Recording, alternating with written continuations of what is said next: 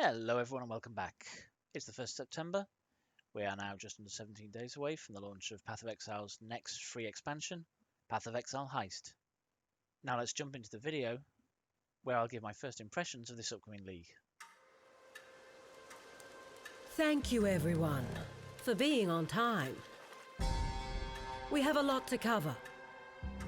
The mark is in the rear of the dining hall. Cast, you're up first.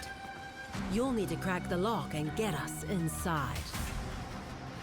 Once we're in, Talina will use the vents to bypass patrols.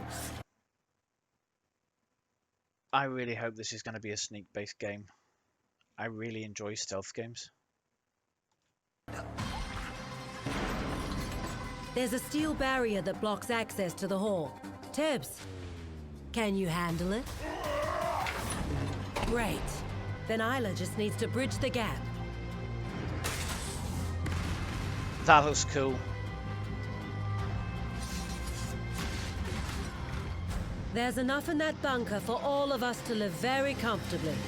If we stick to the plan, we should have no trouble at all.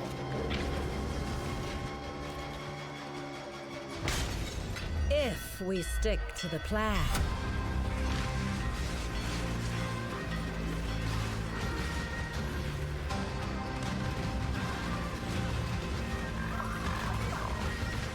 What are they?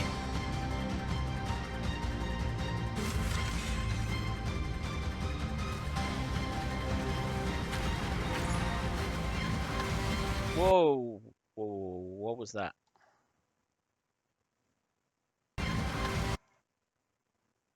That looks like Frostwall,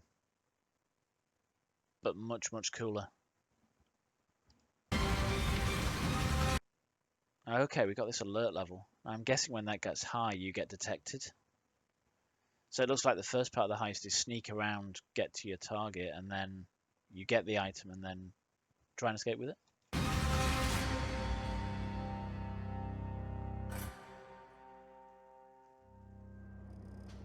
Hi, I'm Chris Wilson from Grinding Gear Games.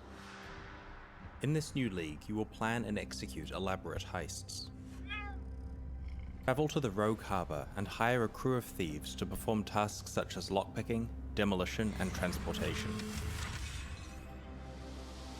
Break into a secure facility and be careful not to trigger the alarm. Okay, so they're lockpicking. Is that... what skill is that? Bypass security measures and infiltrate the vault containing a valuable artifact. Make a mad dash back to the extraction point to lock in your haul. Use your cut of the profits to obtain a blueprint, uncover escape routes, and train your crew as you plan the... This looks like Betrayal League Immortal Syndicate. It looks really, really complicated, and I really enjoyed that league because it was complicated. I quite like the look of this. The ultimate job, executing a grand heist. They got... okay, the people that you can hire to help you, looks like they can have items as well.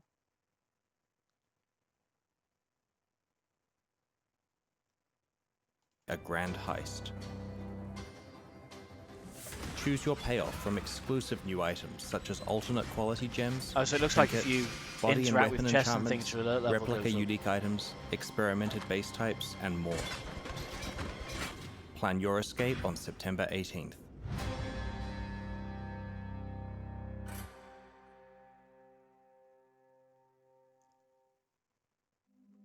I think I like the look of that. It'd be interesting to see how stealth will work in Path of Exile though, because I just don't see how that works. It's a run up and hit everything really hard in the face and hope they die. Path of Exile Heist. In Path of Exile Heist, you will hire skilled thieves to help you pull off risky heists. Steal valuable artifacts to find and train your crew as you plan towards the execution of a grand heist. Our September expansion contains the Heist Challenge League, 9 new skills and support gems, revamps of curses, steel skills, and some spells. Grand Heist offers exclusive new rewards such as weapons and body armor, enchantments, heist trinkets, alternate quality gems, and replica unique items. Uncover the Rogue Harbour. By your passage to the Rogue Harbour, where you'll consort with a crew of thieves who offer nefarious skills. 13 rogues can be contacted to assist you with setting up or executing a heist by filling roles such as transportation, lockpicking, or demolition. Okay, so it sounds like we're not just getting 3 roles, we're getting 13. That could be interesting, could add some diversity. The graphics on this look so much better than POE does normally. This will be transportation because I thought they opened that portal. I wonder if that gives you a quick escape from your heist. Now it sounded like if you don't get out of the heist, you'll actually lose your items you've picked up, which is really, really weird. I don't think we've ever had a league where you lose something if you don't complete the area.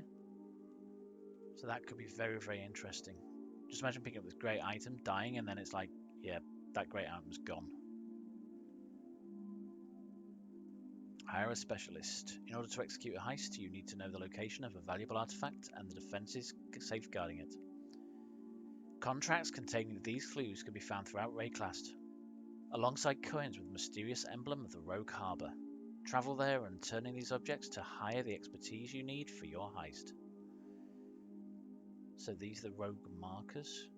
Okay, so that must be how you get to the Rogue Harbour. It's like opens a portal. Don't know what that is. Is that the same as that? It is the same. It's a map. Okay, so contracts are like heists in a map. We don't know what that is. No idea what that is either. Okay, moving on. Execute the heist. If you can't escape the heist, you'll lose everything you stole while infiltrating the facility. Okay, so you really do lose everything. That's going to be so disappointing. What if you drop an X? Or a mirror? Ah, oh, so many mirrors lost. Well, you got to drop one first, but... Okay, it's interesting. You'll need to support your rogue while they bypass security in order to reach the vault. Be careful with how much commotion you cause, or you may trigger the alarm, causing the facility to be locked down. When this happens, it's time to run. Okay, I don't recognize those curses, I don't think. What's that? Is that something crawling out of the ground? It is something crawling out of the ground. Can you fall down those holes?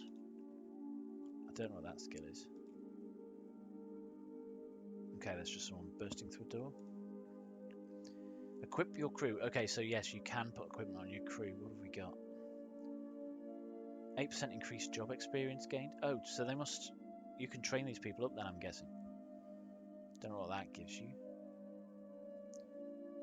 Increased melee damage. Players and their minions regenerate 1.03% of life per second. Okay, so it looks like these really do fight alongside you and do damage. The ring's cut reduced by 14%. Are they the ring? Oh, it must be. So they must get a percentage of whatever you haul. And this reduces that. 11% increased time before lockdown and 8% reduced hiring fee. Okay, and what are these stats? Is that like lockpicking, demolition, transportation? We'll have to see how that goes. Plan a grand heist. The ultimate goal of a thief is to pull off a grand heist.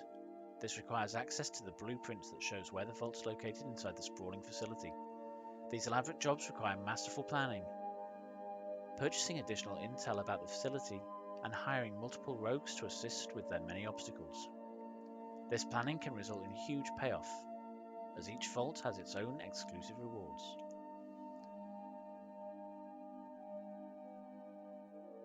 Okay, so these are maps as well, which I'm guessing you plan. If these are in-game graphics, they're going to be so much better than what we got now. The detail in here is massive.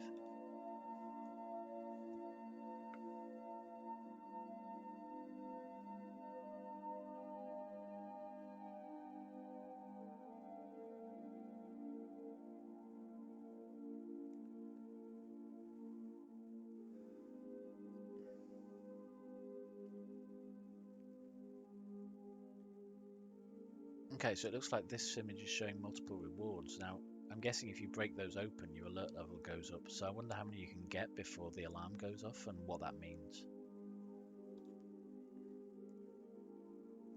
These trinkets. One of the exclusive rewards you'll be able to steal from the Grand Heist are trinkets. These go in their own equipment slot. These magical items influence what rewards you'll find from future heists you run. Some of their modifiers affect item drops and enemies and chests, while others modify the rewards you could obtain from a heist special reward chests. Increase for item drop corrupted in the heist. Increased rarity of items found in heist, 40% chance to double divination. Oh, that's massive. I wonder if you can put scarabs on these maps as well, because if you can get a 40% double divination card along with a 50% scarab, that's starting to get a bit silly. So these don't appear to do anything for your character other than increase your drop rate. 5% for regal, 5% chance for regal orbs to drop as exalted orbs instead. Wow, that's massive. I want that. If you drop a regal, you've got a 5% chance it will drop as an exalt.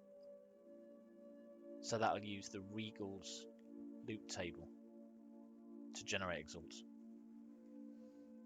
I wonder what the level that goes up to.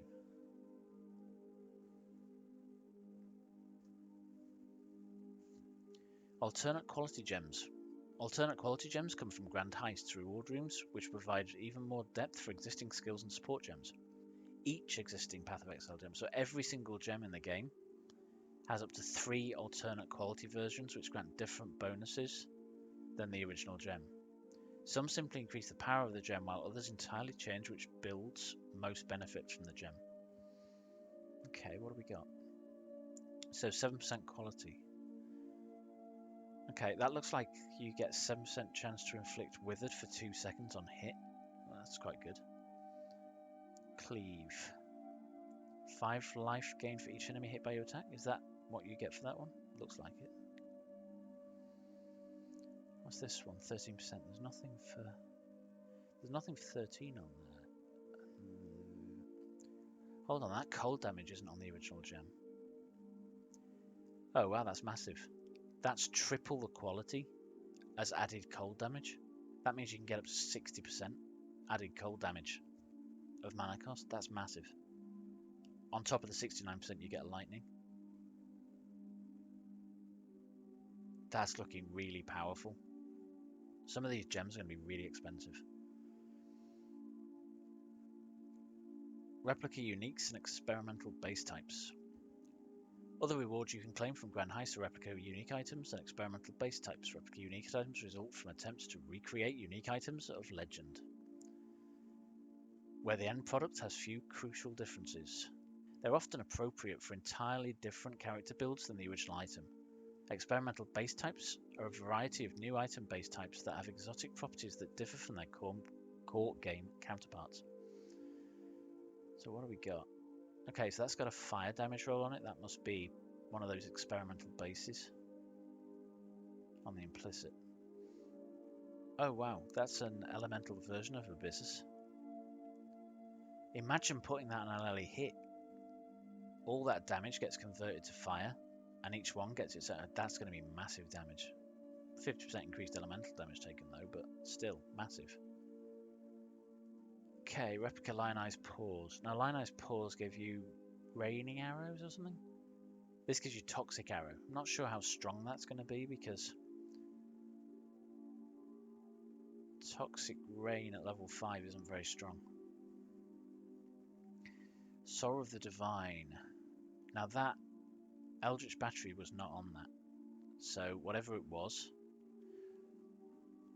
that thing that converts life regen to energy shield regen. So Eldritch Batteries replace that. Weapons and body armor enchantments. The final type of reward available from the Grand Heist is a selection of weapons and body armor enchantments. These enchantments come on unnaturally powerful rare items, which affect the magnitude of modifiers on those items. Some of these enchantments are so powerful that they involve substantial drawbacks. All sockets linked, life modifiers have 6% increase effect. Okay, so if you get that, That could be a new way of getting a 6 link. Plus, 6% increased maximum life is good. And then, okay, this has a drawback. It requires 200% of the increased attribute requirements. So if you needed 100 intelligence, you now need 300 intelligence. Physical modifiers have 15% increased effects. Okay, so you get a drawback of having to being able to put it on, but then when you put it on, you get 15% increased effect. That's not a massive increase for the drop of the extra requirements you need. Oppressive curses. We've added a new curse-related skill and new curse support gems. The new Doom mechanic causes a self-cast curse to increase in intensity over time until it expires. This works well in conjunction with the impending Doom support, which causes an explosion of chaos damage when a link curse ends. Curses have also received a new look. Okay, so they've just given you Profane Bloom on a support gem called Doom. So drop the BL and replace it with a D. This is interesting, because now anything can use explosive curses. Many curses now classified as hexes, and now use the Doom mechanic. Self-cast hexes build up Doom the longer they're active, increasing their effect. Impending Doom support and Doom Blast. Impending Doom triggers Doom Blast when the supported hex of an enemy expires, causing an explosion of chaos damage based on the level of Doom that had accumulated whilst the hex was active. Okay, so it charges up over time and then bang, blows everything up. That's nice, actually. I approve of that change. Punishment. We've reworked the punishment skills so that it now causes enemies to take increased damage while they're on low life and explode with overkill damage when they die. Okay, so if you use a melee skill and do really big damage, they're going to explode. It's just another form of explode, and as we know, explodes make clear much, much easier. Now, I was thinking of doing a bleed gladiator with bleed explosions, but I may not need to. I could probably do that with anything. Sharpened steel skills. We've revamped steel skills by introducing shards, deadly blade fragments that hover near your character. The Call of Steel skill is available whenever you have a steel skill equipped. It bursts shards from the ground, providing more ammunition for steel projectiles, and causes existing shards to explode out of impale enemies. We've also added one new skill and reworked both shattering and lancing steel. Okay. Lancing steel consumes steel shards by thrusting an axe or sword forward and creating a group of impaling projectiles in the air, which shoot projectiles forward one after another. I'm pretty sure that's kind of what it did before. Splitting steel consumes a steel shard to fire a single impaling projectile that splits on impact and creates an explosion of damage. The split projectiles fly at nearby enemies and create small explosions on impact. Okay, so the initial hit forks and then explodes out. So it's like frost blades, but with explosions. Which is like frost blades with Herald device. Okay, seems a bit like what we've already got, but hey. Call of Steel. Call of Steel causes all impelled enemies in a large radius to release all of their spikes at once, dealing area damage as the shards burst out of them. These spikes become steel shards, which can be used as various sources of ammunition for other steel skills. If there aren't enough impaled enemies within range, this skill generates steel shards over a short time. Okay, so this is just extra ammo for steel. But it also looks like it does something like Twitch's attack in League of Legends, where he can expunge any poison on them and immediately expunge that poison as like a damage buff. So that could be interesting. Now, I think some of those skills were viable already, so it'd be interesting to see what they're like now. Okay, powerful spells. And that's that frost wall thing, but fire. Blazing Salvo. This spell releases a volley of fiery mortars, targeting enemies up close, causing the mortars to land with overlapping impacts, while firing from further away causes the mortars to cover a large area. Okay, so if you fire it close, they overlap damage, giving much more damage. If you fire them far away, they do less damage, overlapping, but a much greater area. So it's like an artillery blast. Okay, interesting. Creates a void sphere that pulses with physical and chaos damage, pulling in all non-unique enemies. This sphere slows enemies with increasing intensity the closer they are to it, and sucks their corpses into the void. This seems a little bit powerful. So it's a spell that does physical and chaos. I wonder if you do this with a melee build, it's also going to suck in porcupines, making them far less irritating. So many times I've died to porcupines because I've not been watching what I'm doing or I haven't got enough armor. This is an interesting spell. Creates a wall of fire which deals burning. It is frost wall, but flame wall. Creates a wall of fire which deals burning damage to everything in the area. When you or your allies fire projectiles through the wall, they'll deal added fire damage and apply some of the wall's burning effect to the enemy.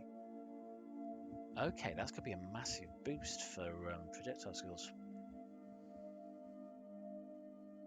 I'm thinking one of the new Impale skills that does explosions through a firewall to add fire damage and a burn effect could be big. I'm also thinking Elemental Hit. Elemental Hit could be really viable with some of these additions. And much, much more. Path of Exile Heist also introduced over 25 new unique items, 12 new divination cards, a visual revamp of some of the skill effects, and much more. Corpse Walker. Triggers level 20 Corpse Walk when equipped. 94% increased evasion and energy shield, 25% increased movement speed, 40% increased damage if you consumed a corpse recently. Now Corpse Walk, I think, consumes burning enemies, or burning corpses. So if they're burning, you'll get 40% increased damage. For each nearby corpse, you generate 0.25% of life per second up to 3%. So I'm guessing if you don't consume them, so if you have a mixture of burning and non-burning, that could be a big buff. Again, Elemental Hit, I'm thinking, is going to make a big comeback in this league. Chains of Emancipation. Enemies hit... Yeah, no, that's no good to me. Temporal Chains. Don't care what bonus it gives you, but Temporal Chains is just not me. Okay, it's a map. Triskaidekaphobia. 100% Delirium. Okay, so this is a big Delirium map with 8 modifiers. That drops from a div card of 13. Okay. Path of Exile on Mac. Okay. Doesn't affect me. And then support packs. That looks boring. I really like the look of that one. Especially on like a chaos damage or something. Okay, so to sum up, I really like the look of this league. It holds so much promise, and I really like the idea of sneaking in Path of Exile. However that's going to work. I think this new league mechanic is going to be really complex. I don't know how it's going to fit into the mapping though. I'm guessing you're going to drop that currency somehow during the maps and then use that to get to the Rogue Harbour. Definitely interesting to see how this pans out. I've been Artex UK. If you do like the content, then please do subscribe. Thank you so much for watching. See you next time. Good night. You've been watching Altec 2K. Thank you for watching.